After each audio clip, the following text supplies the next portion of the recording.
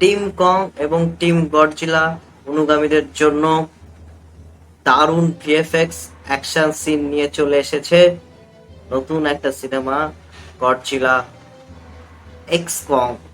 সিনেমাটা কি হবে হিট? সেই রিভিউ নিয়ে চলে এসেছি আমি, প্রসেনজিৎ। গল্পটি হলো আর্থকে বাঁচানোর জন্য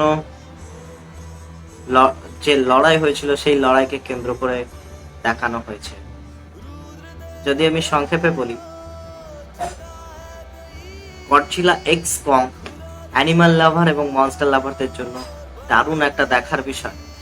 2 নম্বর পয়েন্ট, গল্পটি হলো আর্থকে বাঁচানোর লড়াইকে কেন্দ্র করে।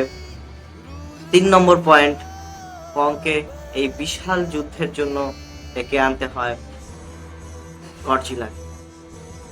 আপনি টিম কং নাকি টিম গডজিলা? আপনি যাই হোক না কেন, এই Godzilla x Kong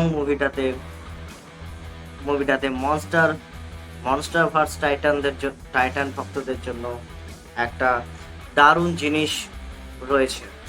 VFX, fight scene এবং জিয়ার আবেগপ্রবণ দৃশ্য জাস্ট দেখার মতো ছিল।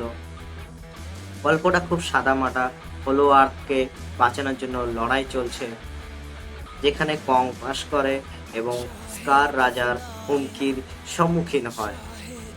কিন্তু হলো আর্থকে বাঁচানোর জন্য কংকে ডেকে আনতে হবে তার নেমেসিস গডজিলাকে, এবং এক বিশাল যুদ্ধের মুখোমুখি হতে হবে ভিলেন ও তার সেনাবাহিনী।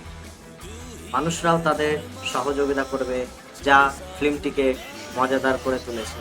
গডজিলা বা টিম কংই হও না কেন, তোমাদের জন্য কিছু না কিছু রয়েছে যেটা তোমাদের দেখে আসতে হবে সামনে কোনো সিনেমা হল থেকে। আমি বলবো এই সিনেমাটা আমার তো খুব ভালো লেগেছে। আমি দেবো 5-এ 4টে স্টার। তবে এখানে শেষ করছি, আবার পরে নিয়ে চলে আসবো নতুন কোনো মুভি রিভিউ নিয়ে। নমস্কার।